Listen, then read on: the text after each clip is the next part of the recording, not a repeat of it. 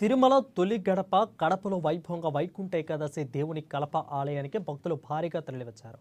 ఏకాదశిని పురస్కరించుకుని పెద్ద ఎత్తున భక్తులు రావడంతో ఆలయంలో కిటకిటలాడింది. ఇక తెల్లవారుజాము నుంచి భక్తులు పెద్ద ఎత్తున తరలిరావడంతో దేవుని కడుపు ఆలయ పరిసర ప్రాంతాలు భక్తులతో నిండిపోయాయి. వైకుంఠ ఏకాదశిని పురస్కరించుకొని అధికారులు కట్టుదిట్టమైన భద్రత ఏర్పాట్లు చేపట్టారు. ఇక వైకుంఠ ఏకాదశి సందర్భంగా భక్తులు స్వామివారి భక్తి శ్రద్ధలతో మొక్కులు చెల్లించుకున్నారు. ఈ సందర్భంగా ఆలయ అధికారులు భక్తులకు తీర్థ ప్రసాదాలను అందజేశారు.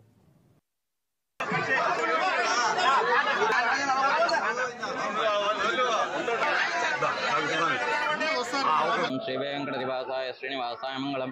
తిరుమలకు తొలి గడప దేవుని గడప శ్రీ లక్ష్మీ వెంకటేశ్వర స్వామి దేవస్థానంలో వైకుంఠ ఏకాదశిని పురస్కరించుకొని తిరుమల తిరుపతి దేవస్థానం వారు అత్యంత వైభవంగా నిర్వహించడం జరుగుతుంది.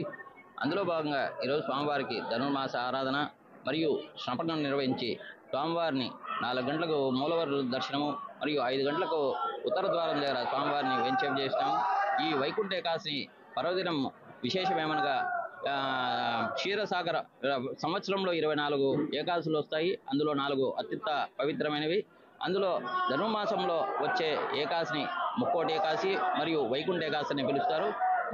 శ్రీదేవి సమేతంగా శ్రీ విష్ణుమూర్తి క్షీరసాగరంలో ఉత్తర ద్వారం దగ్గర గరుడ వాహనంపై వేంచేపు చేసి ముక్కోటి దేవతలకు దర్శనమిస్తారు. కావున ఎవరైతే ఈరోజు ఉత్తర ద్వారం గుండా స్వామివారిని దర్శించారో వాళ్ళకి అత్యంత శుభం కలుగుతుంది. కావున ఈరోజు తిరుమల తిరుపతి దేవస్థానం వారు వైకుంఠ ఏకాదశిని పురస్కరించి 5 గంటలకు స్వామివారిని ఉత్తర ద్వారం దగ్గర వేంచేపు చేసినాము.